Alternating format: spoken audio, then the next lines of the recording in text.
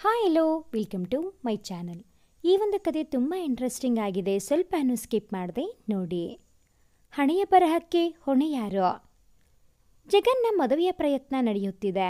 ಇದನ್ನು ತಿಳಿದ ಅವನ ಹೆಂಡತಿ ಅಮುದಾ, ಈ ಮದುವೆ ಬೇಡ. ಯಾಕೆ? ನಾನಿನ್ನೂ ಬದುಕಿದ್ದರೂ ನನ್ನ ಗಂಡನಿಗೆ ಇನ್ನೊಂದು ಮದುವೆ ಯಾಕೆ ಎಂದು ಎಲ್ಲರ ಬಳಿಯೂ ಹೋಗಿ ಗೋರ್ಗೆರೆಯುತ್ತಾ ಹಪಾಪಿಸುತ್ತಾ ಬೇಡುತ್ತಾ ಗೋಳಾಟ ಚೀರಾಟ ಮಾಡುತ್ತಿದ್ದಾಳೆ. ಅಯ್ಯೋ, ಏನು ಹಣೆ ಬರಹ ಬಂತು ನನಗೆ? ನನ್ನ ಗಂಡ ಯಾಕೆ ನನ್ನ ಮೇಲೆ ಪ್ರೀತಿ ಪ್ರೇಮ ತೋರಿಸುವುದಿಲ್ಲ? ನಾನು ಅವರ ಬಳಿ ಹೋದರೂ ನನ್ನನ್ನು ಅವರು ಬೇರೆಯವಳ ಹಾಗೆ ದೂರ ತಳ್ಳುತ್ತಾರೆ. ಈಗ ಬೇರೆ ಮದುವೆ ಆಗುತ್ತಿದ್ದಾರೆ. ನಾನೇನು ಅಂತಹ ಅಪರಾಧ ಮಾಡಿದೆ ಅವರಿಗೆ? ಅಯ್ಯೋ ದೇವರೇ, ನನಗೇಕೆ ಇಂತಹ ಶಿಕ್ಷೆ? ಯಾವ ಅಪರಾಧಕ್ಕಾಗಿ? ನನಗೆ ಗೊತ್ತಿದ್ದು ಯಾರಿಗೂ ತೊಂದರೆ ಕೊಟ್ಟಿಲ್ಲ, ಕೇಡು ಸಹ ಬಯಸಿಲ್ಲ. ನನಗೆ ಏನಕ್ಕೆ ಇಂತಹ ಮೋಸ ಎಂದು ಎದ್ದು ಬಿದ್ದು ಅಳುತ್ತಾ ತನ್ನ ಮನಸ್ಸಿನಲ್ಲಿ ರೋದನೆ ಅನುಭವಿಸುತ್ತಾ ಇರುತ್ತಾಳೆ. ನಾನು ಚೆನ್ನಾಗಿ ಇಲ್ವಾ? ನನ್ನನ್ನು ನೋಡಿ ಪಕ್ಕದ ಮನೆಯ ಕುಶಾಲ್ ಬೇರೆ ನನ್ನ ಹಿಂದೆನೇ ಇರುತ್ತಾರೆ. ಅವರಿಗೆ ನನ್ನ ಮತ್ತು ನನ್ನ ಮಗನ ಮೇಲೆ ತುಂಬ ಪ್ರೀತಿ. ನನ್ನ ಗಂಡನಿಗಿಂತ ನಮ್ಮ ಬಗ್ಗೆ ಹೆಚ್ಚು ಕಾಳಜಿ ಅವರೇ ತೋರಿಸುತ್ತಾರೆ. ಹಾಗಾದರೆ ನಮ್ಮ ಮೇಲೆ ನನ್ನ ಗಂಡನಿಗೆ ಅನುಮಾನ ಏನಾದರೂ ಇದೆಯಾ ಎಂದುಕೊಳ್ಳೋಣ ಅಂದರೂ ಇಲ್ಲ. ನಮ್ಮ ಯಜಮಾನರೇ ಕುಶಾಲ್ ಜೊತೆಗೆ ಚೆನ್ನಾಗಿ ಇರುತ್ತಾರೆ. ಇವರಿಗೂ ಅವನೆಂದರೆ ಇಷ್ಟ. ನನ್ನ ಮಗನಿಗೂ ಅಷ್ಟೇ. ಕುಶಾಲ್ ರವರು ಎಂದರೆ ಪ್ರಾಣ.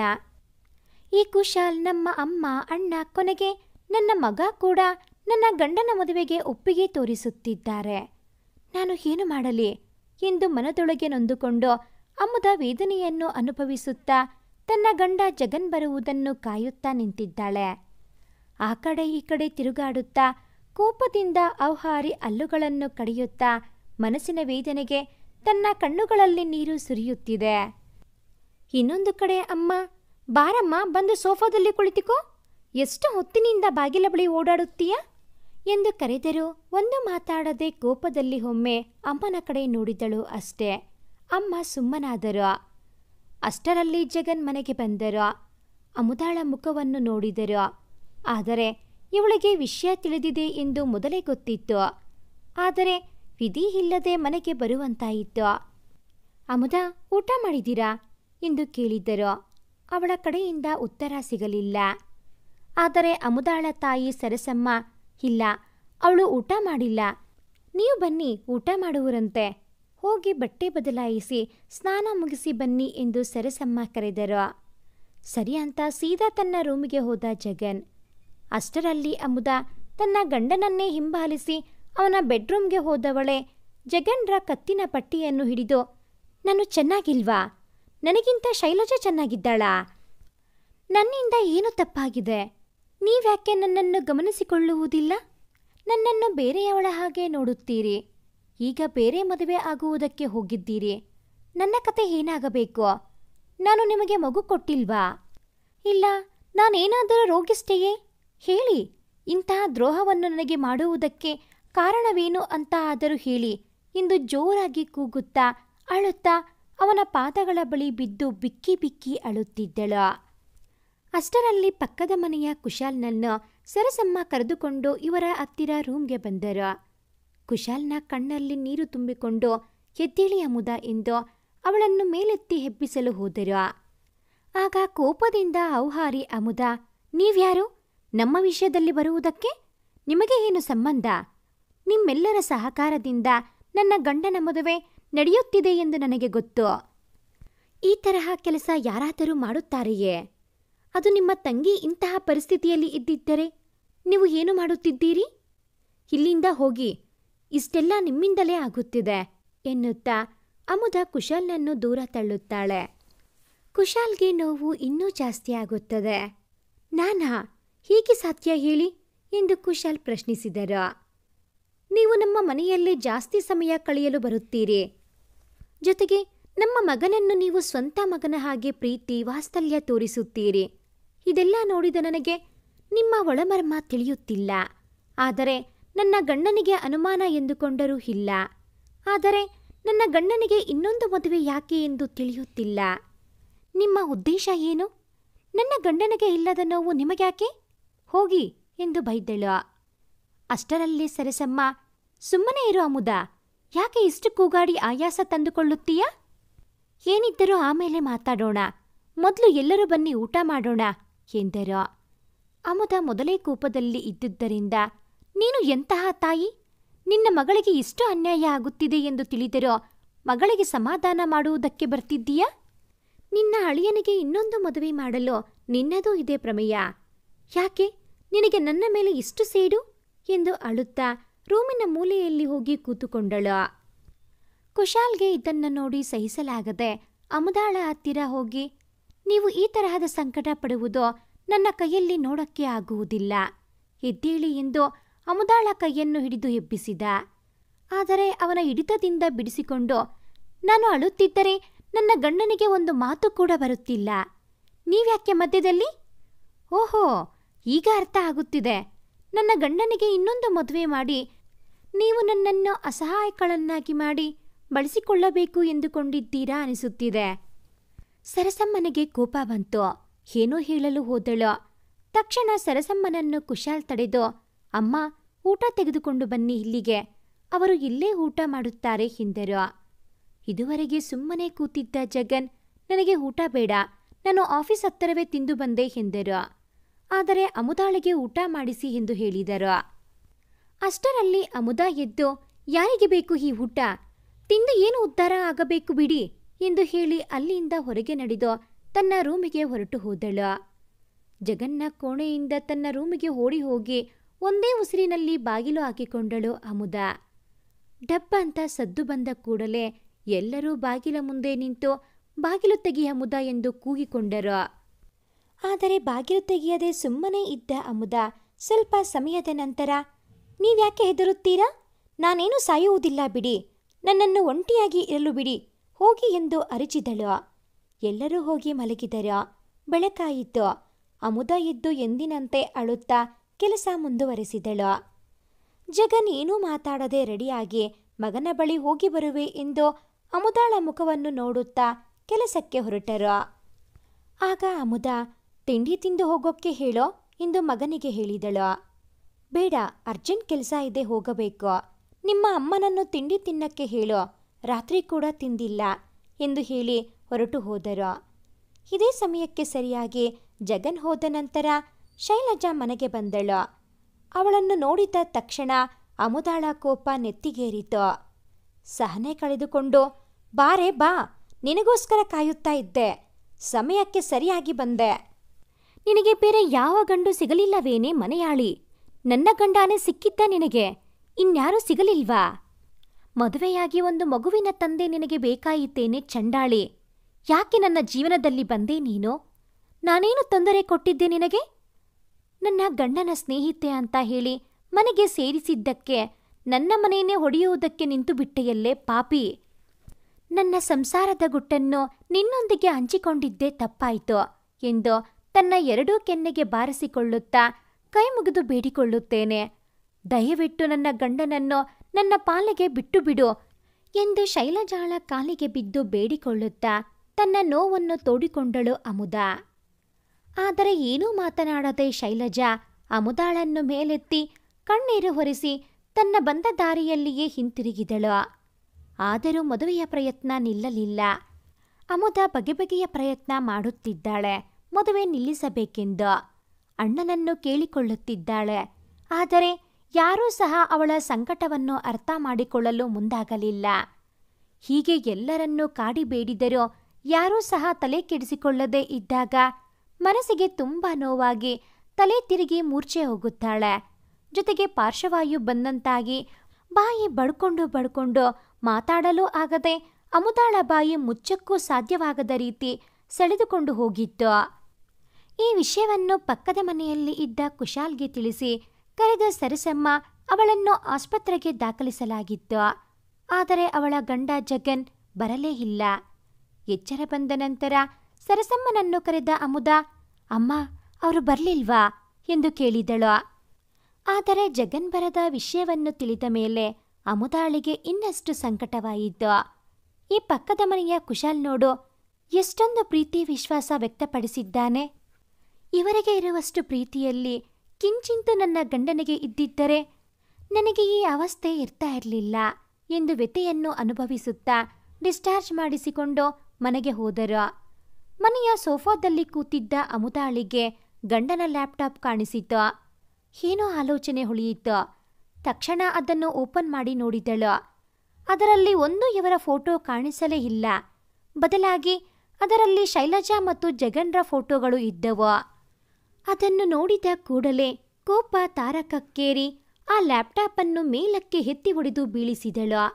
ಆ ಲ್ಯಾಪ್ಟಾಪ್ ಒಡೆದು ಪೀಸ್ ಪೀಸ್ ಆಯಿತು. ಅಷ್ಟಕ್ಕೆ ತೀರದ ಕೋಪ ಅವಳನ್ನು ಇನ್ನಷ್ಟು ಕುಪಿತಗೊಳಿಸಿತು. ಹೀಗೆ ಕೋಪಗೊಂಡ ಅಮುದಾಳ ಬಳಿ ಓಡಿ ಹೋದ ಅವಳ ಅಮ್ಮ ಸರಸಮ್ಮ, ಹೇ ಅಮುದ, ಯಾಕೆ ಹೀಗೆಲ್ಲ ಮಾಡುತ್ತೀಯಾ? ಏನಾಗಿದೆ ನಿನಗೆ? ಸ್ವಲ್ಪ ಸಮಾಧಾನ ಮಾಡಿಕೋ ಎಂದು ಅವಳಿಗೆ ಶಾಂತ ರೀತಿಯಲ್ಲಿ ಬುದ್ಧಿವಾದ ಹೇಳುತ್ತಿದ್ದಾರೆ. ಆದರೆ ಅಮುದಾಳ ಕೋಪ ಅಷ್ಟು ಮಾತ್ರಕ್ಕೆ ಸುಮ್ಮನಾಗಲಿಲ್ಲ. ಹೋ, ನೀವೆಲ್ಲ ಒಂದೇ ಬಿಡಿ. ನನ್ನ ಕಷ್ಟವನ್ನು ಯಾರೂ ಅರ್ಥ ಮಾಡಿಕೊಳ್ಳುತ್ತಿಲ್ಲ. ನಿಜ ಹೇಳಮ್ಮ, ನಾನು ನಿಜವಾಗಿಯೂ ನಿನ್ನ ಮಗಳೇನಾ ಎಂದು ಅಮುದ ಅವರ ಅಮ್ಮನನ್ನು ಪ್ರಶ್ನಿಸಿದಳು. ಮತ್ತು ನೀನೆಂಥ ತಾಯಿ, ಮಗಳನ್ನು ಬಿಟ್ಟು ಅಳಿಯನಿಗೆ ಸಪೋರ್ಟ್ ಮಾಡುತ್ತಿದ್ದೀರಾ? ಛೆ, ಹೋಗಿ ನನಗೆ ಮುಖ ತೋರಿಸಬೇಡಿ ಎಂದು ಬೈದಳು. ಆದರೆ ಮೌನ ವಹಿಸಿದ ಸರಸಮ್ಮನ ಕಣ್ಣಲ್ಲಿ ನೀರು ತುಂಬಿಕೊಂಡು ತನ್ನ ರೂಮಿಗೆ ಹೊರಟು ಹೋದರು. ಮನೆಗೆಲಸದ ರಂಗಮ್ಮನಿಗೆ ಆ ಒಡೆದ ಚೂರುಗಳನ್ನು ಎತ್ತು ಇಟ್ಟು ಕೆಲಸ ಮಾಡು ಎಂದು ಹೇಳಿ ಸರಸಮ್ಮ ರೂಮಿಗೆ ಹೋದವರು ಫೋನ್ ಮಾತಾಡುತ್ತಾ ಅಳುತ್ತಿದ್ದರು. ಅಮುದ ತನ್ನ ರೂಮಿಗೆ ಹೋಗಿ ಬಾಗಿಲು ಹಾಕಿಕೊಂಡಳು. ಮಗ ಶಾಲೆಗೆ ಹೋಗಿ ಬಂದು ಅವನು ತನ್ನ ಅಮ್ಮನ ಬಳಿ ಹೋಗಿ ಮಲಗಿದನು. ಶೈಲಜಾ ಅಮುದಾಳ ಹತ್ತಿರದಿಂದ ಹೋದವಳೆ ತನ್ನ ಕೆಲಸವನ್ನು ಮುಗಿಸಿ ಸಂಜೆ ಸೀದಾ ಜಗನ್ನ ಕ್ಯಾಬಿನ್ ಒಳಗೆ ಹೋದಳು. ಬಾ ಶೈಲಜಾ, ಕೂತ್ಕೋ ಎಂದು ಹೇಳಿ ಕುರ್ಚಿ ತೋರಿಸಿದ ಜಗನ್. ಆದರೆ ಶೈಲಜಾ ತುಂಬಾ ಕೋಪದ ಮುಖದಲ್ಲಿ, ನಿಮ್ಮ ಗೌರವ ನನಗೆ ಬೇಡ. ನಿಮ್ಮ ಈ ಸಮಸ್ಯೆಗೆ ಒಂದು ಪರಿಹಾರ ಹುಡುಕಿ, ಇಲ್ಲ ಅಂದ್ರೆ ಮದುವೆನೇ ನಿಲ್ಲಿಸಿ. ನನ್ನ ಕೈಯಲ್ಲಿ ಇದನ್ನೆಲ್ಲ ಭರಿಸುವ ಶಕ್ತಿ ಇಲ್ಲ ಎಂದಳು. ತಡೆ ಶೈಲಜಾ, ನಿನಗೆ ಕಷ್ಟ ಆದರೆ ನನ್ನ ಪಾಡೇನೋ ಅರ್ಥ ಮಾಡಿಕೋ. ಈಗಷ್ಟೇ ಕುಶಲ್ ಫೋನ್ ಮಾಡಿದ್ದ. ಅಮುದಾಳಿಗೆ ನಿನ್ನ ಬಳಿ ಜಗಳ ಮಾಡಿದ ನಂತರ ಎಲ್ಲ ಕೆಲಸ ಕಾರ್ಯಗಳನ್ನು ನೋಡಿ ಅವಳಿಗೆ ಪಾರ್ಶ್ವವಾಯು ಬಂದಂತಾಗಿ ಆಸ್ಪತ್ರೆಗೆ ಸೇರಿಸಿ ಸುಧಾರಿಸಿದ ನಂತರ ಡಿಸ್ಚಾರ್ಜ್ ಮಾಡಿಸಿಕೊಂಡು ಹೋದರಂತೆ. ಬೆಳಗ್ಗೆನೇ ನನಗೂ ಫೋನ್ ಮಾಡಿದ್ದರು. ಆದರೆ ನನಗೆ ತುಂಬ ಅರ್ಜೆಂಟ್ ಕೆಲಸ ಇದ್ದಿದ್ದರಿಂದ ಕುಶಾಲ್ನಿಗೆ ಹೇಳಿದೆ, ಸ್ವಲ್ಪ ನೀನೇ ನೋಡಿಕೋ ಎಂದು ಹೇಳಿದ್ದೆ. ಓ ಹೌದಾ, ಈಗ ಹೀಗಿದ್ದಾಳಂತೆ ಅಮುದ? ಗಾಬರಿಯಾಗಿ ಕೇಳಿದಳು ಶೈಲಜಾ. ಪರವಾಗಿಲ್ಲ, ಮನೆಗೆ ಹೋಗಿದ್ದಾರೆ ಎಂದು ಹೇಳುವುದರ ಒಳಗೆ ಜಗನ್ರ ಫೋನ್ ರಿಂಗ್ ಆಯಿತು. ಆ ಕಡೆಯಿಂದ ಸರಸಮ್ಮ ಜಗನ್ ಅವರಿಗೆ ಮನೆಯಲ್ಲಿ ನಡೆದ ವಿಷಯವನ್ನು ಅಳುತ್ತಾ ಹೇಳಿದರು. ಒಂದೇ ಸಾರಿ ಫೋನ್ ಕೈ ಜಾರಿ ಕೆಳಗೆ ಬಿತ್ತು. ಜಗನ್ ಕುಸಿದು ಬಿದ್ದು ಕುರ್ಚಿಯಲ್ಲಿ ಕುಳಿತುಕೊಂಡರು. ಶೈಲಜಾ, ಏನಾಯ್ತು ಜಗನ್ ಎಂದು ಕೇಳಿದ್ದಳು. ಈ ವಿಷಯವನ್ನು ಅವಳ ಬಳಿ ಹೇಳುವಷ್ಟರಲ್ಲಿ ಅವಳಿಗೂ ತಳಮಳ ಶುರುವಾಯಿತು. ಈಗ ಏನು ಮಾಡುವುದು ಎಂದಳು. ಏನು ಮಾಡುವುದು ಬೇಡ, ಏನಾಗುತ್ತದೆಯೋ ಅದೇ ಆಗಲಿ, ಮನೆಗೆ ಹೋಗೋಣ ಬಾ ಎಂದು ಎದ್ದ. ಅಷ್ಟರಲ್ಲಿ ಶೈಲಜಾ, ನಾನು ಬರುವುದಿಲ್ಲ. ಮೊದಲೇ ಅವಳಿಗೆ ನನ್ನ ಮೇಲೆ ಕೋಪ ಇದೆ. ಅದರಿಂದ ಇನ್ನೂ ಏನಾದರೂ ತೊಂದರೆಯಾದರೂ ಆಗಬಹುದು. ನೀನೇ ಹೋಗಿ ಹೇಗೋ ಬ್ಯಾಲೆನ್ಸ್ ಮಾಡು ಎಂದು ಶೈಲಜಾ ತಪ್ಪಿಸಿಕೊಂಡಳು. ಯಾರಿಗೂ ತಪ್ಪಿದರೂ ನನಗೆ ತಪ್ಪುತ್ತಾ ಮಾಡಿದ ತಪ್ಪಿಗಾಗಿ ಎಂದು ಜಗನ್ ಮನೆಗೆ ಹೋದರು. ಮನೆಯಲ್ಲಿ ಪ್ರಶಾಂತ ವಾತಾವರಣ ಇತ್ತು. ಸದ್ಯ ಅಮುದ ಮಲಗಿದಂತೆ ಇದೆ ಎಂದುಕೊಂಡ ಜಗನ್ ತನ್ನ ಕೋಣೆಗೆ ಸದ್ದು ಮಾಡದೆ ಮೆಲ್ಲನೆ ಹೋದನು. ಆದರೆ ಅಮುದ ತನ್ನ ಗಂಡನ ಬರುವಿಕೆಗಾಗಿ ಕಾಯುತ್ತಾ ಸುಮ್ಮನೆ ಮಲಗಿದಂತೆ ನಾಟಕ ಮಾಡುತ್ತಿದ್ದಳು. ಜಗನ್ನ ಕಾರಿನ ಸದ್ದು ಕೇಳಿದ ತಕ್ಷಣ ಎದ್ದು ತನ್ನ ದೃಷ್ಟಿಯನ್ನು ಕಿಟಕಿಯ ಕಡೆ ನೋಡಿ ಒಳಗೆ ಬರಲಿ ಎಂದು ಸುಮ್ಮನೆ ಇದ್ದಳು. ಜಗನ್ ತನ್ನ ಕೋಣೆಗೆ ಹೋಗಿ ಸ್ನಾನ ಮುಗಿಸಿ ಬಟ್ಟೆ ಬದಲಾಯಿಸಿ ಬಾತ್ರೂಮ್ನಿಂದ ಆಚೆಗೆ ಬರುವಷ್ಟರಲ್ಲಿ ಅಮುದ ಬೆಡ್ ಮೇಲೆ ಕೂತಿದ್ದಳು. ಅವಳನ್ನು ನೋಡಿದ ಕೂಡಲೇ ಜಗನ್ ಶಾಕ್ ಆದ. ಅಮುದ, ಊಟ ಆಯ್ತಾ ಎಂದು ಕೇಳಿದ ಆತಂಕದಲ್ಲೇ. ಅವಳು ಉತ್ತರ ಕೊಡದೆ ಕಣ್ಣುಗಳಿಂದ ಅವನನ್ನು ಕೊಲ್ಲುವ ಹಾಗೆ ನೋಡುತ್ತಿದ್ದಳು. ಏಕೆ, ಏನಾಯ್ತು ಎಂದು ಕೇಳಿದ, ಏನೂ ಗೊತ್ತಿಲ್ಲದವನ ಹಾಗೆ. ಸರಿ ಬಾ, ನನಗೆ ಊಟ ಬಡಿಸು ಎಂದನು. ಯಾವತ್ತೂ ಇಲ್ಲದವನು ಇದೇನು ಹೊಸ ನಾಟಕ ಅಂತ ಮನಸ್ಸಿನಲ್ಲೇ ಅಂದುಕೊಂಡ ಅಮುದ, ಸರಿ ಬನ್ನಿ ಎಂದು ರೂಮಿನಿಂದ ಹೊರಗೆ ನಡೆದಳು. ಜಗನ್ನಿಗೆ ಒಳಗೊಳಗೆ ಭಯ ಕಾಡುತ್ತಿತ್ತು. ಮೌನದ ನಂತರ ಯಾವ ಸುನಾಮಿ ಬರುವುದೋ ಎಂದು. ಆದರೂ ನಿಗ್ರಹಿಸಿಕೊಂಡು ಊಟ ಮಾಡಲು ಹೋದರು. ನೀನು ಊಟ ಮಾಡು ಅಮುದ, ಎಲ್ಲರೂ ಊಟ ಮಾಡಿದರಾ ಎಂದು ಕೇಳಿದರು. ಉತ್ತರ ನೀಡದ ಅಮುದ ಸುಮ್ಮನೆ ಬಡಿಸಿದಳು. ರಂಗಮ್ಮ ಅಂತ ಕರೆದ ಜಗನ್ ಎಲ್ಲರೂ ಊಟ ಮಾಡಿದರಾ ಎಂದು ಕೇಳಿದರು. ಇಲ್ಲ ಬುದ್ಧಿ ಎಂದು ಹೇಳಿದಳು ರಂಗಮ್ಮ. ಸರಿ, ಎಲ್ಲರನ್ನೂ ಕರೆದುಕೊಂಡು ಬಾ, ಊಟ ಮಾಡೋಣ ಎಂದು ಹೇಳಿದ. ಆಯಿತು ಅಂತ ಹೇಳಿ ಎಲ್ಲರಿಗೂ ಕರೆದು ಊಟ ಮುಗಿಸಿದರು. ಅವರ ಜೊತೆಗೆ ಅಮುದ ಕೂಡ ಊಟ ಮುಗಿಸಿದಳು. ವಾತಾವರಣ ಶಾಂತ ರೀತಿಯಲ್ಲಿ ಇದೆ ಎಂದು ತೃಪ್ತನಾದ ಜಗನ್ ತನ್ನ ಕೋಣೆಗೆ ಹೊರಟ. ರೀ, ಅಲ್ಲೇ ನಿಂತ್ಕೊಳ್ಳಿ ಅಂದಳು ಅಮುದ. ಜಗನ್ ಹೋ ಶುರು ಆಯಿತು ಅಂತ ತಿಳಿದ.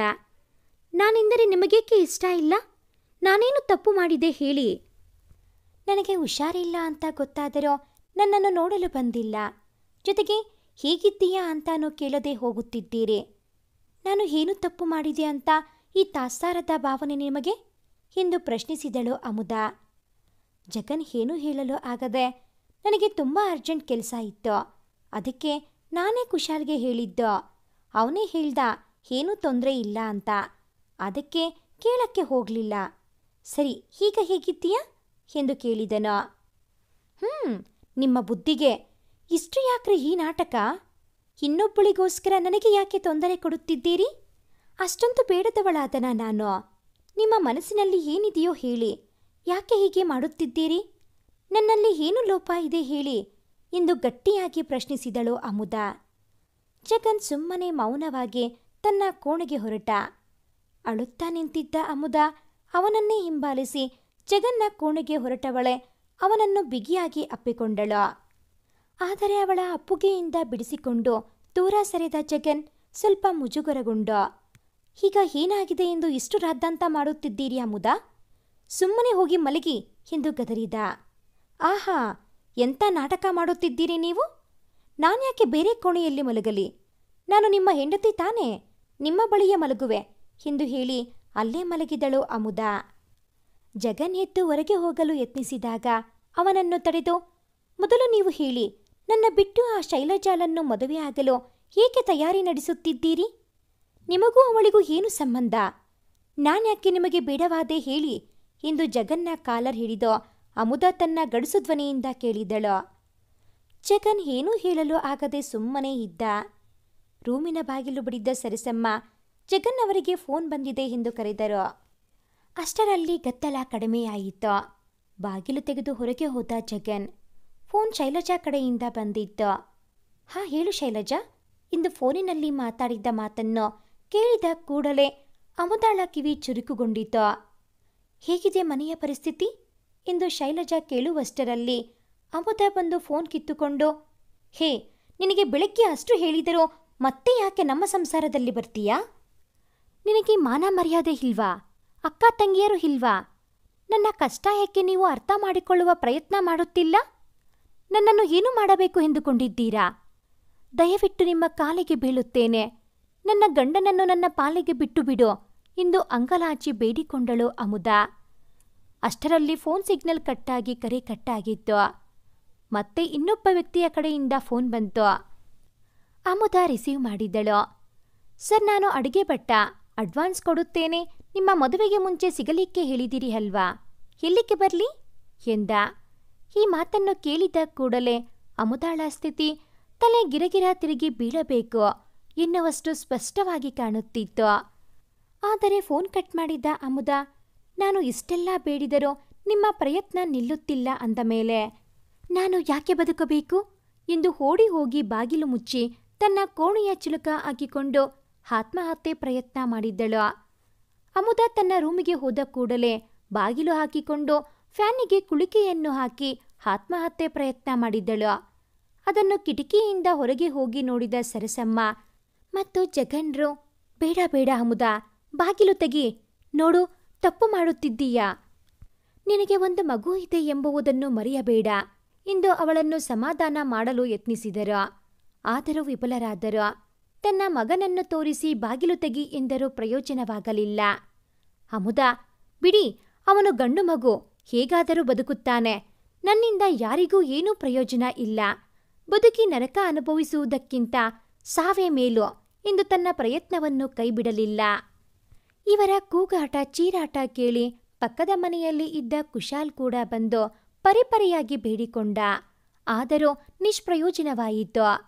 ಮನೆಯೊಳಗೆ ಹೋದವರೇ ಬಾಗಿಲು ಹೊಡೆದು ಫ್ಯಾನ್ಗೆ ನೇತಾಡಿ ಕಾಲುಗಳನ್ನು ಅಲುಗಾಡಿಸುತ್ತಿದ್ದ ಅಮುದಾಳನ್ನು ಕಾಪಾಡಿ ಮಂಚದ ಮೇಲೆ ಮಲಗಿಸಿ ಸ್ವಲ್ಪ ಸಮಾಧಾನ ಮಾಡಿಸಿದ ನಂತರ ನೀರನ್ನು ಕುಡಿಸಿದರು. ಅಮುದಾಳ ರೋದನೆ ಮತ್ತಷ್ಟು ಆಯಿತು. ಹೇಗೆ ನನ್ನನ್ನು ಕಾಪಾಡಿದಿರಿ? ನನ್ನ ಪಾಡಿಗೆ ನನ್ನನ್ನು ಸಾಯಲು ಬಿಡಿ. ನನ್ನಿಂದ ಯಾರಿಗೂ ತೊಂದರೆ ಆಗುವುದಿಲ್ಲ ಎಂದಳು. ಆಗ ಜಗನ್, ಈಗ ಏನಾಗಿದೆ ಅಮುದಾರವರೇ ನಿಮಗೆ? ಇಂಥ ಕೆಲಸ ಯಾವತ್ತೂ ಮಾಡಬೇಡಿ. ದಯವಿಟ್ಟು ನಿಮ್ಮ ದಮ್ಮಯ್ಯ ಬೇಡಿಕೊಳ್ಳುತ್ತೇನೆ ಎಂದರು. ನೋಡಿ, ನಿಮ್ಮ ಮಾತಿನಲ್ಲಿಯೇ ಗೊತ್ತಾಗುತ್ತಿದೆ, ನನ್ನನ್ನು ನೀವು ಯಾವತ್ತೂ ಅಮುದಾರವರೇ ಅಂತ ಕರೆದಿದ್ದೇ ಇಲ್ಲ.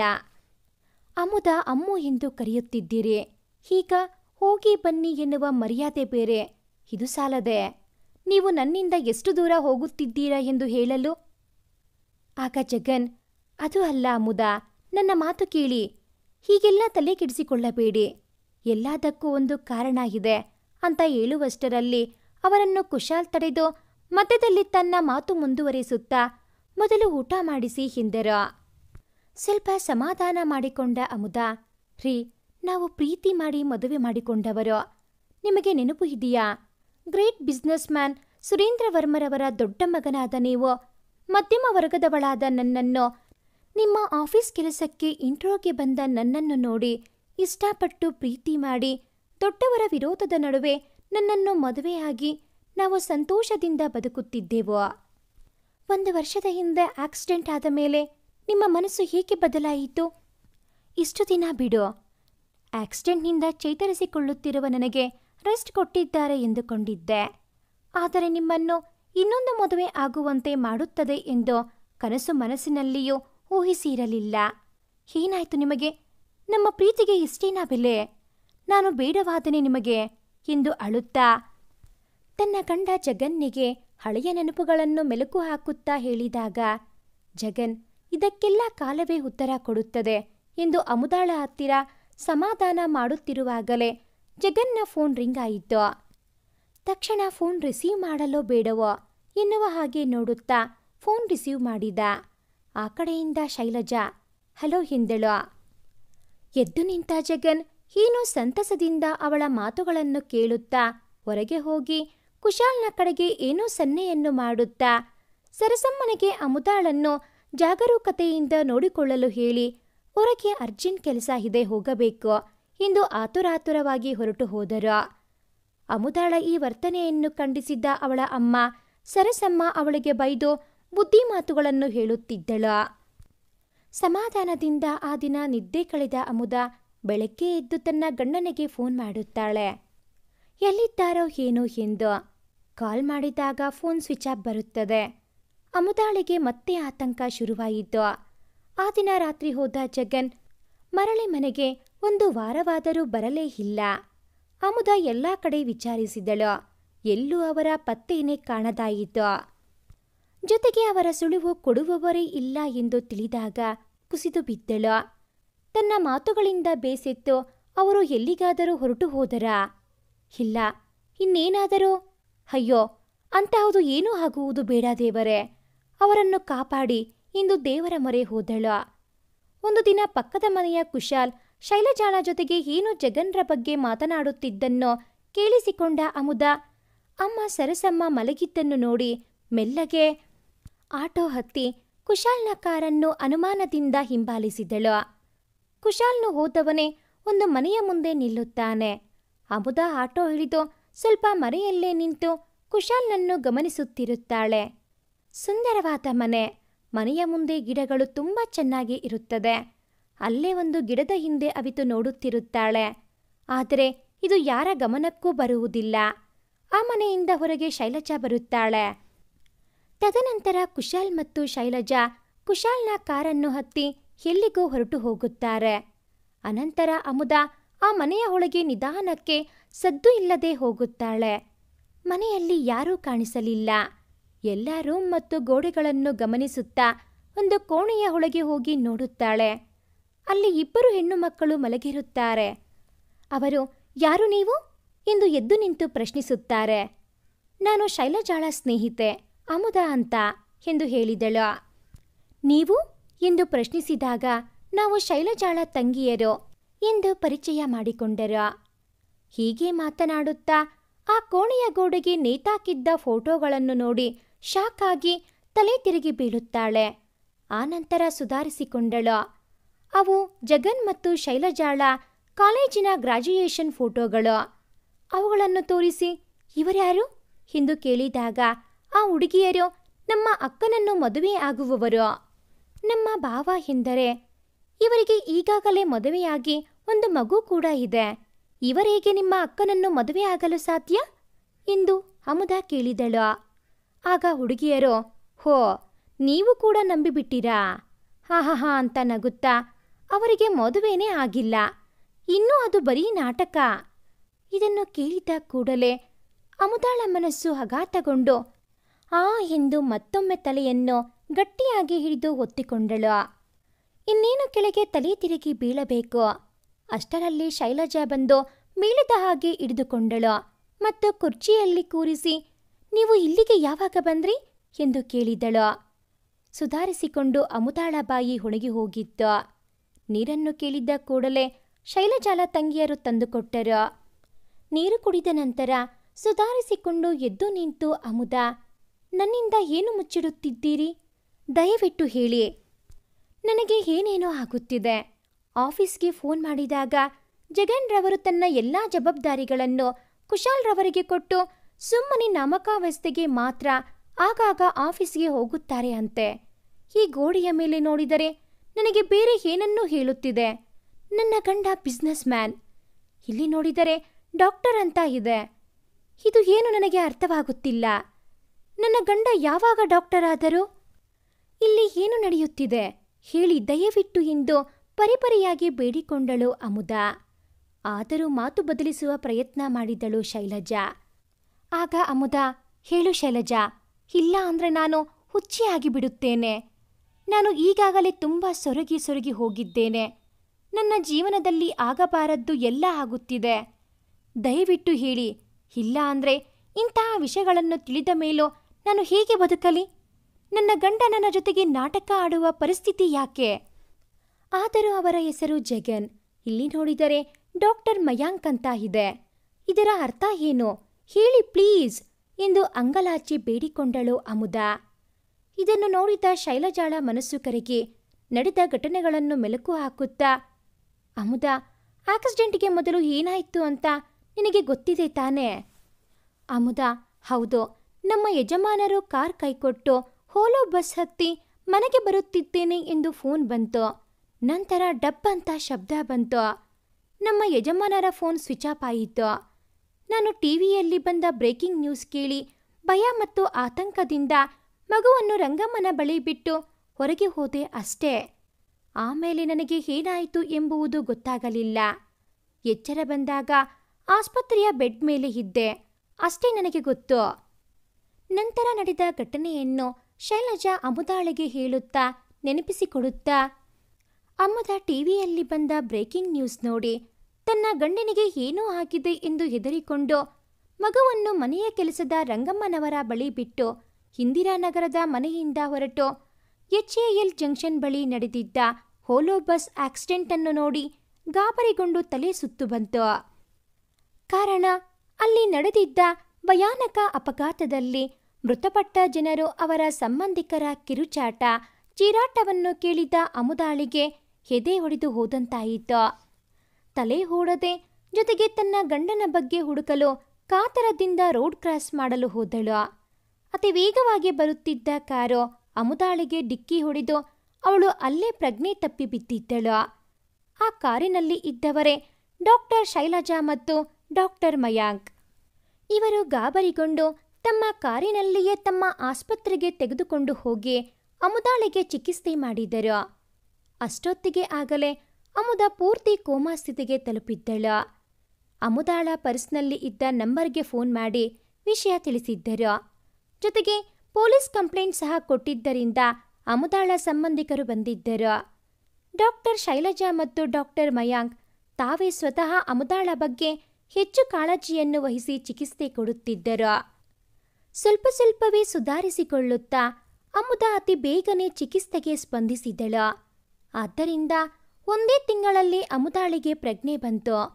ಸುಧಾರಿಸಿಕೊಂಡ ಅಮುದ ಡಾಕ್ಟರ್ ಮಯಾಂಕ್ ರವರನ್ನು ನೋಡಿ, ರೀ, ನೀವು ಚೆನ್ನಾಗಿದ್ದೀರಾ? ನಿಮಗೆ ಆ ಆಕ್ಸಿಡೆಂಟ್ನಲ್ಲಿ ಏನೂ ಆಗಲಿಲ್ಲವಾ? ನಾನ್ಯಾಕೆ ಇಲ್ಲಿ ಇದ್ದೇನೆ? ಮಗು ಎಲ್ಲಿ? ಅಮ್ಮ ಅಮ್ಮ ಎಂದು ತಲೆ ಹಿಡಿದುಕೊಂಡು ಮತ್ತೆ ಪ್ರಜ್ಞೆ ತಪ್ಪಿ ಬಿದ್ದಿದ್ದಳು. ಅಮುದಾಳಿಗೆ ಚಿಕಿತ್ಸೆ ಕೊಡುತ್ತಿದ್ದ ಡಾಕ್ಟರ್ ಮಯಾಂಕ್ ಶಾಕ್ ಆಗಿ ಬೆವೆತು ತಲೆ ಸುತ್ತಿದ ಹಾಗೆ ಕುಸಿದು ಬಿದ್ದರು. ಸ್ವಲ್ಪ ಸಮಯದ ನಂತರ ಸುಧಾರಿಸಿಕೊಂಡು ಗಾಬರಿಯಲ್ಲಿ ಡಾಕ್ಟರ್ ಶೈಲಜಾಳ ಬಳಿ ಮಾತನಾಡಲು ಆರಂಭಿಸಿದರು. ಶೈಲಜಾ, ಈಗ ಏನು ಮಾಡುವುದು? ಈ ಅಮುದ ನನ್ನ ನೋಡಿ ತನ್ನ ಗಂಡನ ಹಾಗೆ ನೆನೆದು ಮಾತಾಡಿದಳು. ಇದನ್ನು ನೋಡಿ ನನಗೆ ತಲೆ ತಿರುಗಿ ಶಾಕ್ ಆಯಿತು. ಏನು ಮಾಡುವುದು ಎಂದು ಯೋಚಿಸುತ್ತಾ ಕುಳಿತರು. ಅಮುದಾಳ ಸ್ಥಿತಿಯ ಬಗ್ಗೆ ಮಾತನಾಡುತ್ತಾ ನಡೆದ ಘಟನೆಗಳನ್ನು ಹೇಳಿದರೆ ಅಮುದ ಮತ್ತೆ ಶಾಕ್ ಆಗಿ ಕೋಮಾಗೆ ಹೋಗಿ ಬ್ರೈನ್ ಡೆಡ್ ಆದರೆ ಪ್ರಾಣವನ್ನು ಉಳಿಸುವುದು ಕಷ್ಟ. ವಿಷಯವನ್ನು ಹೇಳಲಿಲ್ಲ ಎಂದರೆ ಅವಳಿಗೆ ಏನು ಹೇಳುವುದು ಎಂದು ತಲೆ ಕೆಡಿಸಿಕೊಂಡು ಇಬ್ಬರೂ ನಡೆದ ಘಟನೆಯನ್ನು ಮತ್ತು ಅಮುದಾಳ ಈಗಿನ ಆರೋಗ್ಯದ ಪರಿಸ್ಥಿತಿಯನ್ನು ಅವರ ಸಂಬಂಧಿಕರಿಗೆ ಹೇಳಿಬಿಡೋಣ ಎಂದು ತೀರ್ಮಾನಿಸಿದರು. ಅಲ್ಲಿದ್ದ ಕುಶಾಲ್ನನ್ನು ಕರೆದು ಅಮುದಾಳ ಪರಿಸ್ಥಿತಿಯನ್ನು ತಿಳಿಸಿದರು. ಆಗ ಕುಶಾಲ್ ಡಾಕ್ಟರ್ ಮಯಾಂಕ್ ರವರ ಕಾಲುಗಳನ್ನು ಹಿಡಿದುಕೊಂಡು ಅಮುದಾಳನ್ನು ಉಳಿಸಿಕೊಡಿ. ದಯವಿಟ್ಟು ನಿಮ್ಮ ದಮ್ಮಯ್ಯ, ಆ ಮಗುವನ್ನು ನೋಡಿ, ತಬ್ಬಲಿ ಮಾಡಬೇಡಿ ಎಂದು ಪರಿಪರಿಯಾಗಿ ಬೇಡಿಕೊಂಡ. ಆದ್ದರಿಂದ ಡಾಕ್ಟರ್ ಮಯಾಂಕ್ ನಿಮ್ಮ ಗಂಡನ ಹಾಗೆ ನಾಟಕ ಮಾಡಿ ನಿಮ್ಮ ಮಗುವಿನ ತಂದೆಯಾದರು ಎಂದು ಶೈಲಜಾ ಅಮುದಾಳಿಗೆ ವಿಷಯ ತಿಳಿಸಿದ ಕೂಡಲೇ ಅಮುದಾಳ ಮನಸ್ಸು ಚೆದುರಿ ಕುಪಿತಗೊಂಡು, ಆಹಾ, ಏನು ಹೇಳುತ್ತಿದ್ದೀರಿ ಶೈಲಜಾ? ಅಯ್ಯೋ ಎಂದು ಕುಸಿದು ಬಿದ್ದು, ನಮ್ಮ ಯಜಮಾನರು ಇಲ್ಲಿ, ಆದರೆ ನೀವು ಸುಳ್ಳು ಹೇಳುತ್ತಿದ್ದೀರಿ, ಹೇಗೆ ಸಾಧ್ಯ? ನಮ್ಮ ಯಜಮಾನರ ಮುಖ ಹೇಗೆ ಒಂದೇ ಆಗಲು ಸಾಧ್ಯ? ನೀವು ಸುಳ್ಳು ಹೇಳಿ ನನ್ನ ಗಂಡನನ್ನು ಪಡೆಯಲು ಕತೆ ಏನು ಹೇಳುತ್ತಿಲ್ಲ ತಾನೇ ಎಂದು ನಂಬಲಾಗದೆ ಅಮುದ ಭ್ರಮೆ, ಎಲ್ಲ ಭ್ರಮೆ ಎಂದು ನಗಾಡುತ್ತಾ ಅಳಲಾರಂಭಿಸಿದಳು. ಈ ಕುಶಾಲ್ ಯಾರೋ? ನನ್ನ ಬಗ್ಗೆ ಅವನಿಗೆ ಯಾಕೆ ನನ್ನ ಮೇಲೆ ಇಷ್ಟೊಂದು ಪ್ರೀತಿ? ನಮ್ಮ ಕಂಪನಿಯ ಎಲ್ಲ ಜವಾಬ್ದಾರಿ ಇವರಿಗೇಕೆ ನೀಡಿದ್ದಾರೆ? ಈ ಜಗನ್ ರವರೇ ಡಾಕ್ಟರ್ ಮಯಾಂಕ್ ಆದರೆ ನನ್ನ ಗಂಡ ಜಗನ್ ಎಲ್ಲಿ? ಇಷ್ಟಕ್ಕೂ ನನ್ನ ಗಂಡನ ಹಾಗೆ ನಾಟಕ ಆಡಿ ಪರಾರಿಯಾಗಿರುವ ಡಾಕ್ಟರ್ ಮಯಾಂಕ್ ಎಲ್ಲಿ? ಹೀಗೆ ಎಲ್ಲ ಪ್ರಶ್ನೆಗಳನ್ನು ಒಂದಾದರೊಂದಂತೆ ಹಿಂದೆ ಕೇಳುತ್ತಲೇ ಇದ್ದ ಅಮುದ ಒಂದೇ ಸಮನೆ ತಲೆ ತಿರುಗಿ ಕುಸಿದು ಪ್ರಜ್ಞೆ ತಪ್ಪಿದಳು. ಮುಖದ ಮೇಲೆ ನೀರು ಚಿಮುಕಿಸಿದರೂ ಪ್ರಜ್ಞೆ ಬರದ ಕಾರಣ ಇನ್ನೇನು ಕುಶಾಲ್ಗೆ ಕಾಲ್ ಮಾಡೋಣ ಎನ್ನುವಷ್ಟರಲ್ಲಿ ಕುಶಾಲ್ ಏನೋ ಸಂತಸದ ಮುಖದಲ್ಲಿ ಶೈಲಜಾಳ ಮನೆಯೊಳಗೆ ಓಡೋಡಿ ಬಂದರು. ಕೆಳಗೆ ಪ್ರಜ್ಞೆ ಇಲ್ಲದೆ ಬಿದ್ದಿದ್ದ ಅಮುದಾಳನ್ನು ನೋಡಿ ಏನಾಯ್ತು ಎಂದು ಕೇಳಬೇಕು ಎನಿಸುತ್ತಿತ್ತು.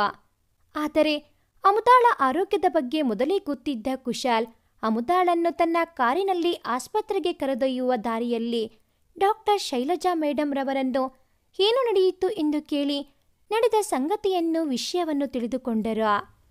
ಅಯ್ಯೋ ಮೇಡಮ್, ನೀವ್ಯಾಕೆ ಇಷ್ಟು ಆತುರಪಟ್ಟು ವಿಷಯ ಹೇಳಿಬಿಟ್ಟಿರಿ? ಹೇಳಬಾರದಿತ್ತು. ಒಂದು ಸಿಹಿ ಸುದ್ದಿ ತಂದ ನನಗೆ ಅಷ್ಟರಲ್ಲಿಯೇ ಮತ್ತೆ ಮತ್ತೊಂದು ಸಂಕಷ್ಟ ಎದುರಾಯಿತು. ಅಯ್ಯೋ ವಿಧಿಯೇ ಎಂದು ಅಂಗಲಾಚಿದನು. ಅಮುದಾಳನ್ನು ಆಸ್ಪತ್ರೆಗೆ ದಾಖಲು ಮಾಡಿದರು. ಚಿಕಿತ್ಸೆ ಕೊಡಿಸಿದರು. ಡಾಕ್ಟರ್ ಏನೂ ಪರವಾಗಿಲ್ಲ, ಏನೋ ಶಾಕಿಂಗ್ ವಿಷಯ ಕೇಳಿ ಅಧಿಕ ರಕ್ತದ ಒತ್ತಡದಿಂದ ಪ್ರಜ್ಞೆ ತಪ್ಪಿ ಬಿದ್ದಿದ್ದು. ಈಗ ನಾರ್ಮಲ್ ಆಗುತ್ತಿದ್ದಾರೆ. ಸ್ವಲ್ಪ ಸಮಯದ ನಂತರ ಪ್ರಜ್ಞೆ ಬರುತ್ತದೆ, ಎಲ್ಲರೂ ಹೋಗಿ ನೋಡಬಹುದು ಎಂದು ಹೇಳಿದರು. ಕುಶಾಲ್ ಮತ್ತು ಇತರರಿಗೆ ಸಮಾಧಾನವಾಯಿತು. ಸ್ವಲ್ಪ ಸಮಯದ ಬಳಿಕ ಅಮುದಾಳಿಗೆ ಪ್ರಜ್ಞೆ ಬಂತು. ಡಾಕ್ಟರ್ ಸ್ಪೆಷಲ್ ವಾರ್ಡ್ನಿಂದ ಆಚೆಗೆ ಬಂದು, ಅಮುದಾಳಿಗೆ ಪ್ರಜ್ಞೆ ಬಂದಿದೆ, ಯಾರಾದರೂ ಒಬ್ಬರು ಹೋಗಿ ಸಮಾಧಾನವಾಗಿ ಮಾತನಾಡಿ ಎಂದು ಹೇಳಿದಾಗ ಎಲ್ಲರೂ ಜಗನ್ನನ್ನು ಒಳಗೆ ಕಳುಹಿಸಿದರು. ಅಮುದಾಳನ್ನು ನೋಡಿದ ಕೂಡಲೇ ಜಗನ್ ರವರಿಗೆ ಸಂತಸದಿಂದ ಎಷ್ಟೋ ಜನ್ಮಗಳು ಆಯಿತು ತನ್ನ ಹೆಂಡತಿಯನ್ನು ನೋಡಿ ಎನ್ನುವ ಹಾಗೆ ಅನ್ನಿಸಿ ಅವಳನ್ನು ಬಿಗಿಯಾಗಿ ತಬ್ಬಿಕೊಂಡ ಜಗನ್ ಹಣೆಗೆ ಮುತ್ತಿಟ್ಟು ಕಣ್ಣೀರು ಸುರಿಸುತ್ತಾ, ಎಷ್ಟು ದಿನಗಳು ಆಯಿತು ಕಣೆ ಅಮ್ಮೋ ನಿನ್ನನ್ನು ನೋಡಿ ಎಂದು ಮುತ್ತುಗಳ ಸುರಿಮಳೆ ಸುರಿಸಿದ್ದನ್ನು ನೋಡಿ ತನ್ನ ಗಂಡನಲ್ಲಿ ಆದ ವರ್ತನೆ ಬದಲಾವಣೆ ಗೊತ್ತಾಗಿ ಅವಳ ಹಳೆಯ ಪ್ರೀತಿ ತನ್ನ ಗಂಡನಲ್ಲಿ ಕಂಡಂತೆ ಆಗಿ ಅಮುದ ತನ್ನ ಗಂಡನ ಮುಖವನ್ನು ನೋಡುತ್ತಾ ಕಣ್ಣುಗಳನ್ನು ಉಜ್ಜಿಕೊಂಡು ಗಮನಿಸುತ್ತಾಳೆ. ಹೌದು, ನಿಜ, ನನ್ನ ಗಂಡ ಜಗನ್ ರವರೇ. ನೋಡುತ್ತಾ ಅವಳ ಕೈಗಳಲ್ಲಿ ಗಂಡನ ಮುಖವನ್ನು, ವಾಸಿಯಾಗಿರುವ ಗಾಯದ ಗುರುತುಗಳನ್ನು ಸವರುತ್ತಾ ಸಣ್ಣಗೆ ಆದ ಸೊಣಕಲು ದೇಹವನ್ನು ನೋಡಿ, ಅಯ್ಯೋ ದೇವರೇ, ಏನಾಯ್ತು ರೀ? ಒಂದೇ ವಾರದಲ್ಲೇ ಇಷ್ಟು ಸೊರಗಿ ಹೋಗಿದ್ದೀರಿ? ಮುಖದ ಮೇಲೆ ಈ ಗಾಯಗಳು ಏನಾಯ್ತು ಹೇಳಿ ಎಂದು ಅವಳ ಗಂಡನನ್ನು ಪ್ರಶ್ನಿಸುತ್ತಿದ್ದಳು, ಆತಂಕದಲ್ಲಿ ಪ್ರೀತಿಯಿಂದ. ಜಗನ್ ರವರಿಗೆ ಮಾತ್ರ ತನ್ನ ಹೆಂಡತಿಯ ಮಾತು, ಪ್ರೀತಿ, ಕಾಳಜಿಯನ್ನು ಅವಳ ಕಣ್ಣುಗಳಲ್ಲಿ ನೋಡುತ್ತಾ ಆನಂದ ಬಾಷ್ಪ ಸುರಿಸುತ್ತಾ ಅಮುದಾಳನ್ನು ಮತ್ತೊಮ್ಮೆ ಅಪ್ಪಿಕೊಂಡು, ಹೇಳುತ್ತೇನೆ ಕಣೆ ಅಮ್ಮು, ಸ್ವಲ್ಪ ಸಮಾಧಾನ ಮಾಡಿಕೊ ಎಂದು ಅವಳ ಕಣ್ಣುಗಳನ್ನು ಮತ್ತು ಅವಳ ದೇಹವನ್ನು ನೋಡುತ್ತಾ ಆನಂದ ಪಡುತ್ತಿದ್ದನು. ಈಗ ಹೇಗಿದೆ ನಿನ್ನ ಆರೋಗ್ಯ? ಎಷ್ಟು ಸೊರಗಿ ಹೋಗಿದ್ದೀಯಾ ಕಣೆ ಎಂದು ಅವಳ ಕೈಯನ್ನು ಯಾವಾಗಲೂ ಬಿಟ್ಟಿರಲಾರೆ ಎನ್ನುವ ಹಾಗೆ ಗಟ್ಟಿಯಾಗಿ ಹಿಡಿದುಕೊಂಡನು. ರೀ, ಏನಾಯ್ತು ನಿಮಗೆ? ಏಕೆ ಇಷ್ಟು ದಿನ ಮಾಯವಾಗಿದ್ದೀರಿ? ಈಗ ನೋಡಿದರೆ ಮೊದಲಿನ ಹಾಗೆ ಮಾತನಾಡುತ್ತಾ ಪ್ರೀತಿ ತೋರಿಸುತ್ತಿದ್ದೀರಿ. ಅದರಲ್ಲೂ ಒಂದೇ ವಾರದಲ್ಲಿ ಇಷ್ಟೊಂದು ಸೊರಗಿ ಹೋಗಿದ್ದೀರಿ. ಏನಾಯ್ತು ಹೇಳಿ? ಆ ಶೈಲಜಾ ನೋಡಿದರೆ ಏನೇನೋ ಹೇಳಿದಳು. ಹೌದು, ನೀವು ಡಾಕ್ಟರ್ ಮಯಾಂಕ್ ಯಾವಾಗ ಆದ್ರಿ? ಹೇಳಿ, ಈ ಶೈಲಜಾ ಯಾರು? ಈ ಕುಶಾಲ್ ಯಾರೋ? ಒಂದು ಗೊತ್ತಾಗುತ್ತಿಲ್ಲ. ನೀವೇ ಹೇಳಬೇಕು ನಿಜ ಏನು ಅಂತ ಎಂದು ತನ್ನ ಗಂಡನ ಮುಖವನ್ನು ನೋಡುತ್ತಾ ಕಣ್ಣುಗಳಲ್ಲಿ ಆನಂದವನ್ನು ತಾಳಲಾರದೆ ಅಮುದ ಜಗನ್ ರವರನ್ನು ಪ್ರಶ್ನೆ ಮೇಲೆ ಪ್ರಶ್ನೆ ಹಾಕಿ ಕೇಳುತ್ತಿದ್ದಾಳೆ. ಜಗನ್, ತಡಿ ಹೇಳುತ್ತೇನೆ, ನೀನು ಸ್ವಲ್ಪ ಮನಸ್ಸು ಹಗುರವಾಗಿ ಮಾಡಿಕೋ ಎಂದರು. ಪರವಾಗಿಲ್ಲ ಹೇಳಿ, ಏನೇ ಆಗಲಿ ತಡೆದುಕೊಳ್ಳುವೆ, ಹೇಳಿ ಎಂದು ಕಾತರದಿಂದ ಅಮುದ ತನ್ನ ಗಂಡನನ್ನೇ ನೋಡುತ್ತಾ ಕೇಳಿದಳು. ಜಗನ್ ಹೊರಗೆ ನಿಂತಿದ್ದ ಕುಶಾಲ್ನನ್ನು ಕರೆಯುತ್ತಾನೆ. ಕುಶಾಲ್ ಬಂದ ಮೇಲೆ ಅವನನ್ನು ಪ್ರೀತಿಯಿಂದ ತಬ್ಬಿಕೊಂಡು ಅಕ್ಕರೆಯಿಂದ, ಇವನು ಯಾರು ಗೊತ್ತಾ ಅಮ್ಮು? ನಿನಗೆ ಆಕ್ಸಿಡೆಂಟ್ ಆಗಿದ್ದ ದಿನ ನಾನು ಫೋನ್ ಮಾಡಿ ಒಂದು ಸರ್ಪ್ರೈಸ್ ಇದೆ ಅಂತ ಹೇಳಿದ್ದೆ, ನೆನಪು ಇದೆಯಾ? ಹಾಂ ಹೌದು, ನಿಜ, ಈಗ ನೆನಪು ಬಂತು ಎಂದಳು ಅಮುದ. ಆ ಸರ್ಪ್ರೈಸ್ ಇವನೇ ಕಣೆ ಅಂದ್ರು ಜಗನ್. ಅದು ಹೇಗೆ ಹೇಳಿ ಪ್ಲೀಸ್ ಅಂತ ತುಂಬ ಕುತೂಹಲದಿಂದ ಅಮುದ ತನ್ನ ಗಂಡನನ್ನು ಕೇಳಿದಳು. ಅಮ್ಮು, ನಿನಗೆ ಗೊತ್ತು ಅಲ್ವಾ ಕಣೆ, ನನಗೆ ಒಬ್ಬ ತಮ್ಮ ಇದ್ದಾನೆ, ಅಮೆರಿಕಾದ ನ್ಯೂಯಾರ್ಕ್ನಲ್ಲಿ ಓದುತ್ತಿದ್ದಾನೆ, ಅವನ ಹೆಸರು ಕುಶಾಲ್ ಅಂತ ಹೇಳಿದ್ದೆ, ನೆನಪು ಬಂತಾ? ಅಮುದ, ಹಾಂ, ಈಗ ನೆನಪಿಗೆ ಬಂತು. ಅವನು ಇವನೇ ಕಣೆ, ನನ್ನ ಪ್ರೀತಿಯ ತಮ್ಮ ಕುಶಾಲ್ ಅಂತ ಜಗನ್ ರವರು ಹೇಳಿದ್ದೇ ತಡ ಅಮುದಾಳಿಗೆ ತನ್ನ ಪಾಪಪ್ರಜ್ಞೆ ಕಾಡಲು ಶುರುವಾಯಿತು.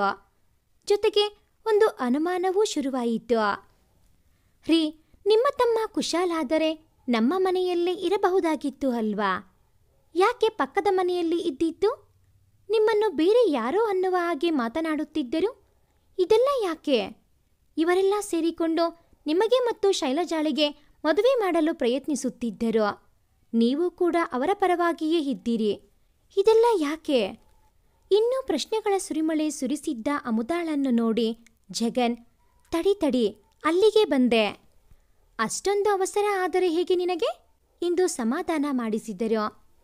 ಕುಶಾಲ್, ಹೊರಗೆ ಇರುವ ಡಾಕ್ಟರ್ ಶೈಲಜಾಳನ್ನು ಕರೆದುಕೊಂಡು ಬಾ ಹೋಗು ಎಂದು ಜಗನ್ ಕುಶಾಲ್ಗೆ ಹೇಳಿದರು. ಜಗನ್ ಡಾಕ್ಟರ್ ಶೈಲಜಾಳನ್ನು ಕರೆದುಕೊಂಡು ಬಾ ಹೋಗು ಎಂದ ಕೂಡಲೇ ಕುಶಾಲ್ ಹೊರಗೆ ಹೋಗಿ ಶೈಲಜಾಳನ್ನು ಕರೆದುಕೊಂಡು ಬರುತ್ತಾನೆ. ಜಗನ್, ಶೈಲಜಾ ಮೇಡಮ್, ನಿಮಗೆ ನನ್ನ ಮತ್ತು ನನ್ನ ಕುಟುಂಬದ ಪರವಾಗಿ ಅನಂತ ಧನ್ಯವಾದಗಳು. ನಿಮ್ಮ ಸಹಾಯವನ್ನು ನಮ್ಮ ಜೀವನ ಪರ್ಯಂತ ಮರೆಯುವುದಿಲ್ಲ. ನಿಮ್ಮ ಈ ಉಪಕಾರಕ್ಕೆ ನನ್ನ ಜೀವನ ಪರ್ಯಂತ ಋಣಿಯಾಗಿದ್ದೇನೆ ಎಂದು ನಮಸ್ಕರಿಸುತ್ತಾ ಮಾತನಾಡಿದನು. ಶೈಲಜಾ, ಸರ್ ಅಂತ ದೊಡ್ಡ ಮಾತುಗಳು ಬೇಡ, ಅದು ನನ್ನ ಕರ್ತವ್ಯ ಎಂದು ಹೇಳಿದರು. ಇದನ್ನು ನೋಡಿದ್ದ ಅಮುದಾಳಿಗೆ ಅಯೋಮಯ. ಅರ್ಥ ಆಗದೆ ಎಲ್ಲರ ಮುಖವನ್ನು ನೋಡುತ್ತಾ, ಏನಾಗಿದೆ ನಿಮಗೆ? ನನಗೆ ಏನೂ ಅರ್ಥ ಆಗುತ್ತಿಲ್ಲ. ಇಲ್ಲಿ ಏನು ನಡೆಯುತ್ತಿದೆ? ದಯವಿಟ್ಟು ಹೇಳಿ ಎಂದು ಕಾತರದಿಂದ ಕೇಳಿದಳು. ಜಗನ್, ಸಮಾಧಾನ ಮಾಡಿಕೋ ಅಮುದ, ಹೇಳುತ್ತೇನೆ. ನನ್ನನ್ನು ಸರಿಯಾಗಿ ನೋಡು. ನನ್ನಲ್ಲಿ ಏನೋ ವ್ಯತ್ಯಾಸ ಇದೆ ಅನಿಸುತ್ತಿಲ್ಲವೇ ಅಮುದ? ಹೌದು, ಆಗಲೇ ಹೇಳಿದೆನಲ್ಲ, ನಿಮ್ಮ ಮುಖದ ಮೇಲೆ ಕಲೆಗಳು ಮತ್ತು ಸೊರಗಿ ಹೋಗಿದ್ದೀರಿ ಎಂದು. ಹೌದು ನಿಜ, ನಾನು ನಿನ್ನ ಗಂಡ ಜಗನ್ನೇ. ಶೈಲಜಾ ಮೇಡಮ್ ಹೇಳಿದ್ದು ನಿಜಾನೇ ಎಂದು ಜಗನ್ ಅಮುದಾಳಿಗೆ ಉತ್ತರ ಕೊಟ್ಟನು. ಅಮುದ ಅಯೋಮಯ ಸ್ಥಿತಿಯಲ್ಲಿ ಇದ್ದಳು.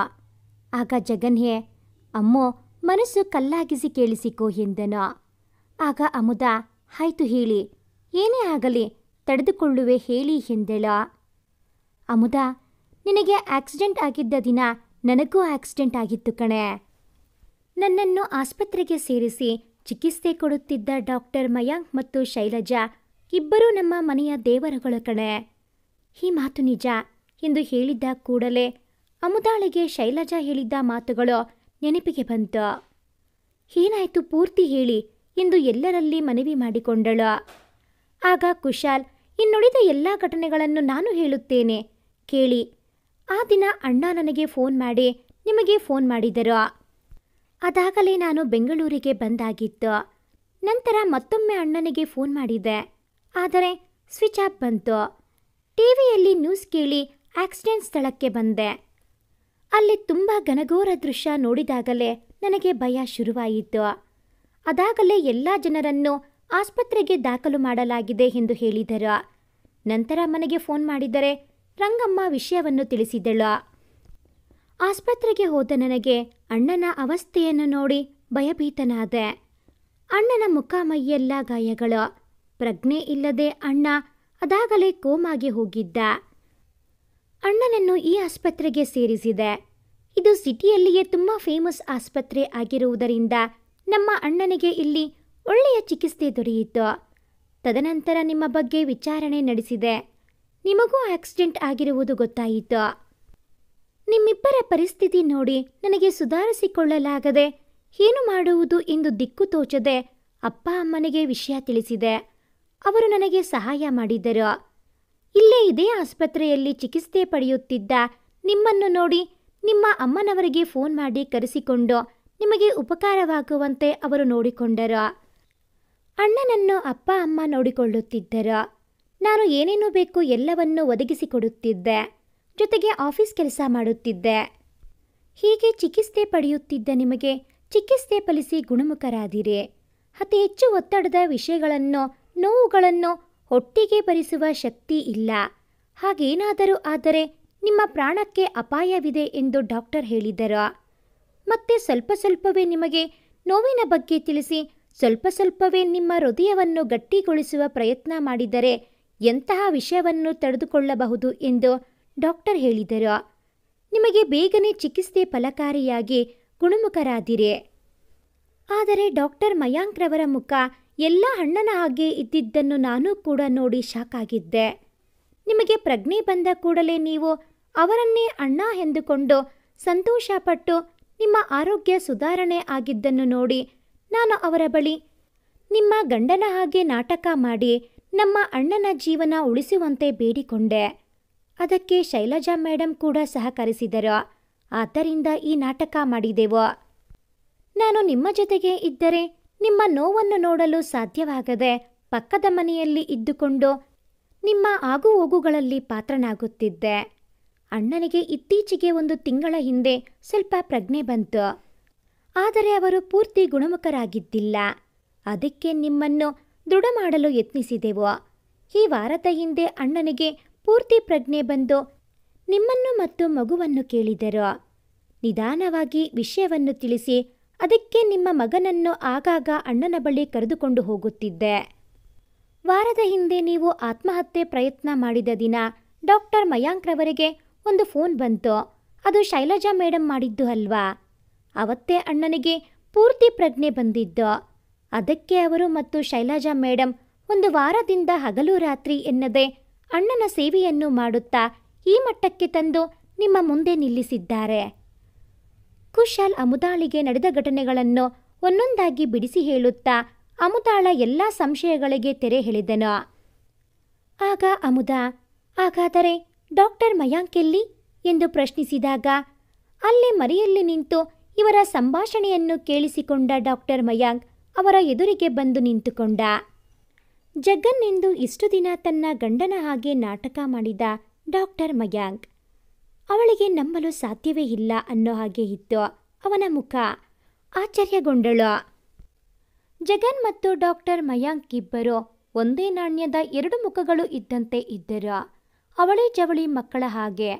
ಆದರೆ ನಂಬಲೇಬೇಕು, ಏಕೆಂದರೆ ಹೆಣ್ಣಿಗೆ ತನ್ನ ಗಂಡನ ಮುಖವನ್ನು ಕಂಡುಹಿಡಿಯುವುದು ಕಷ್ಟವೇನಲ್ಲ. ಅವಳ ಗಂಡನ ಪ್ರೀತಿ ಅವನ ಕಣ್ಣಲ್ಲಿ ಕಾಣಿಸುತ್ತದೆ ಅಲ್ಲವೇ? ಅಮುದ ಸ್ವಲ್ಪ ಮಟ್ಟಿಗೆ ಶಾಕ್ ಆದರೂ ಒಮ್ಮೆಲೆ ಎಲ್ಲರ ಬಳಿ ಕ್ಷಮೆಯಾಚನೆ ಮಾಡಿದಳು. ಜೊತೆಗೆ ಕೃತಜ್ಞತೆಯೊಂದಿಗೆ ಧನ್ಯವಾದಗಳು ಪರಿಪರಿಯಾಗಿ ಸಲ್ಲಿಸಿದಳು. ಮುಖ್ಯವಾಗಿ ಕುಶಾಲ್ಗೆ ಆಡಿದ ಮಾತುಗಳನ್ನು ನೆನೆದು, ಶೈಲಜಾಳ ಜೊತೆಗೆ ನಡೆದುಕೊಂಡ ಪರಿ ನೆನೆದು, ಅವಳ ಕೈಗಳನ್ನು ಹಿಡಿದುಕೊಂಡು ಕ್ಷಮೆ ಯಾಚಿಸುತ್ತಾ ತಲೆಬಾಗಿ ನಮಸ್ಕರಿಸಿದಳು. ಡಾಕ್ಟರ್ ಮಯಾಂಕ್ರವರ ಕಾಲುಗಳನ್ನು ಹಿಡಿದುಕೊಂಡು, ನನ್ನ ತಪ್ಪುಗಳನ್ನು ಕ್ಷಮಿಸಿ. ನೀವು ಮಾಡಿದ ಉಪಕಾರವನ್ನು ಎಂದೆಂದಿಗೂ ಮರೆಯಲಾಗದು. ನಮ್ಮ ಜೀವನ ಪರ್ಯಂತ ನಿಮ್ಮ ಫೋಟೋಗೆ ಪೂಜೆ ಮಾಡಿಕೊಂಡು ಜೀವನ ಮಾಡುತ್ತೇವೆ ಎಂದು ಜಗನ್ ಮತ್ತು ಅಮುದ ಇಬ್ಬರು ಕೃತಜ್ಞತೆ ಸಲ್ಲಿಸಿದರು.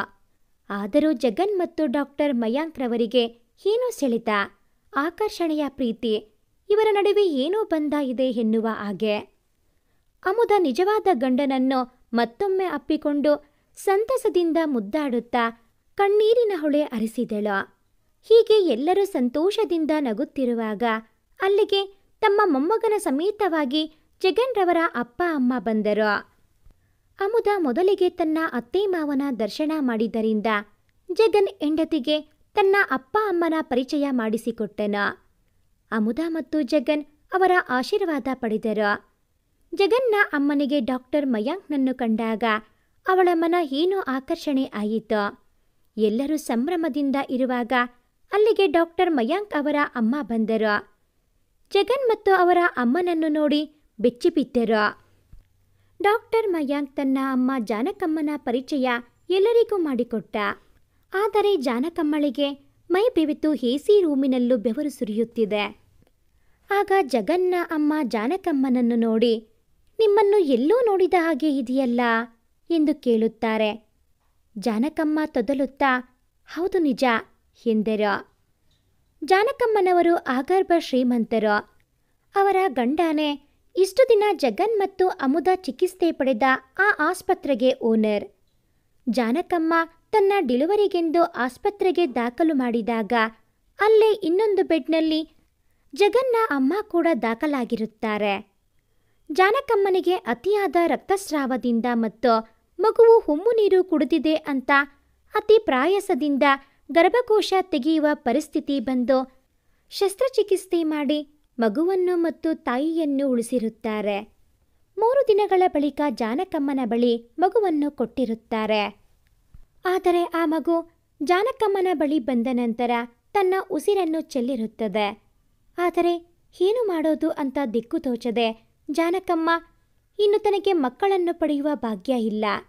ಆದರೆ ನನ್ನ ಗಂಡ ಮಕ್ಕಳಿಗೋಸ್ಕರ ಇನ್ನೊಂದು ಮದುವೆ ಆದರೆ ನನ್ನ ಪಾಡೇನೋ ಇಂದು ದಿಕ್ಕು ತೋಚದ ಪರಿಸ್ಥಿತಿಯಲ್ಲಿ ಒಂದು ಉಪಾಯ ಮಾಡುತ್ತಾಳೆ. ತನ್ನ ಪಕ್ಕದ ಬೆಡ್ನಲ್ಲಿ ಇದ್ದವರಿಗೆ ಅವಳಿ ಜವಳಿ ಮಕ್ಕಳು ಆಗಿರುತ್ತಾರೆ. ಒಂದು ಮಗುವನ್ನು ತಾನು ಕದ್ದರೆ ಏನೂ ತೊಂದರೆ ಆಗುವುದಿಲ್ಲ ಎಂದುಕೊಂಡು ತನ್ನ ಸತ್ತ ಮಗುವನ್ನು ಪಕ್ಕದ ಬೆಡ್ ತೊಟ್ಟಿಲಿನಲ್ಲಿ ಮಲಗಿಸಿ ಅಲ್ಲಿಂದ ಒಂದು ಮಗುವನ್ನು ತನ್ನ ಬಳಿ ಇದ್ದ ತೊಟ್ಟಿಲಿನಲ್ಲಿ ಮಲಗಿಸುತ್ತಾಳೆ. ಸ್ವಲ್ಪ ಸಮಯದ ನಂತರ ಪಕ್ಕದ ಬೆಡ್ನಲ್ಲಿ ಇದ್ದವರು ತಮ್ಮ ಮಗು ತೀರಿಕೊಂಡಿದೆ ಎಂದು ನಂಬುತ್ತಾರೆ. ತನಗೆ ತನ್ನ ಮಗುವನ್ನು ಕಳೆದುಕೊಂಡ ನೋವಿದ್ದರೂ ಜಾನಕಮ್ಮ ತನ್ನ ಭವಿಷ್ಯದ ದೃಷ್ಟಿಯಿಂದ ಸುಮ್ಮನಾಗುತ್ತಾರೆ. ಆ ಮಗುವೇ ಈ ಡಾಕ್ಟರ್ ಮಯಾಂಕ್. ಆದ್ದರಿಂದ ಜಗನ್ ಮತ್ತು ಮಯಾಂಕ್ ಒಂದೇ ಥರದ ಮುಖವನ್ನು ಹೋಲುತ್ತಾರೆ. ಎಲ್ಲಿ ಹೇಳಿ ಎಂದು ಜಗನ್ ರವರ ಅಮ್ಮ ಕೇಳಿದಾಗ, ನನಗೆ ಎಲ್ಲೋ ನೋಡಿದ ನೆನಪು ಬಂತು ಅಷ್ಟೇ ಎಂದು ಮಾತನ್ನು ಬದಲಿಸುತ್ತಾ ನಡೆದ ಸಂಗತಿಯನ್ನು ಮುಚ್ಚಿ ಹಾಕುತ್ತಾರೆ. ಹೋಗಲಿ ಬಿಡು, ನಾನು ಮಾಡಿದ ತಪ್ಪಿಗಾಗಿ ಅಣ್ಣ ತಮ್ಮ ಬೇರೆಯಾದರೂ ಈ ಘಟನೆಯಿಂದಾಗಿ ಒಂದಾದರು ಎಂದು ತನ್ನ ಮನಸ್ಸಿನಲ್ಲೇ ಅಂದುಕೊಂಡು ಅವರ ಜೊತೆಗೆ ಬೆರೆತುಕೊಂಡರು. ಹೀಗೆ ಎಲ್ಲರೂ ಒಟ್ಟುಗೂಡಿ ಡಾಕ್ಟರ್ ಮಯಾಂಕ್ ಮತ್ತು ಶೈಲಜಾಳ ಮದುವೆಯನ್ನು ಅಮುದಾಳೆ ಖುದ್ದಾಗಿ ನಿಂತು ಅತಿ ಸಂಭ್ರಮ ಸಡಗರದಿಂದ ಮಾಡಿಸಿದಳು. ಈ ಒಂದು ಕತೆ ನಿಮಗೆ ಇಷ್ಟ ಆಗಿದ್ದಲ್ಲಿ ಪ್ಲೀಸ್ ಲೈಕ್ ಮಾಡಿ, ಶೇರ್ ಮಾಡಿ, ಹಾಗೆಯೇ ಕಾಮೆಂಟ್ ಮಾಡೋದನ್ನು ಮರಿಬೇಡಿ. ಹಾಗೆಯೇ ಯಾರೆಲ್ಲ ಇನ್ನೂ ಈ ಚಾನಲ್ಗೆ ಸಬ್ಸ್ಕ್ರೈಬ್ ಆಗಿಲ್ಲ, ದಯವಿಟ್ಟು ಈ ಕೂಡಲೇ ಸಬ್ಸ್ಕ್ರೈಬ್ ಆಗಿ. Thanks for watching this video.